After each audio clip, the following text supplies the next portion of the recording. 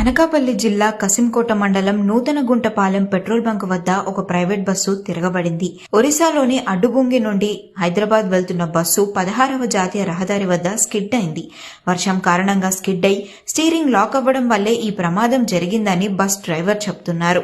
ప్రమాద సమయంలో పిల్లలతో సహా బస్సులో 35 మంది ప్రయాణికులున్నారు. పలువురికి గాయాలు కాగా వారిని అనకాపల్లి ఎన్టీఆర్ ఆసుపత్రికి తరలించారు. బస్సు తిరగబడి హైటెన్షన్ విద్యుత్ ట్రాన్స్ఫారం పక్కనే పడింది. ట్రాన్స్ఫారం కు కాస్త దూరంలో పడడంతో పెద్ద ప్రమాదం తప్పింది. అడ్డుబంగి ఎక్కడ వరుసది ఎక్కడికి వెళ్తుంది? ఎంతమంది ఉన్నారు బస్సులో ప్రయాణికులు? 35 మంది. ఎలా జరిగి ఉంటది ఇది యాక్సిడెంట్? ఇందులో ఎవరికన్నా బాగా దెబ్బలు తగిలియా? పిల్లలు ఉన్నారా ఇందులో?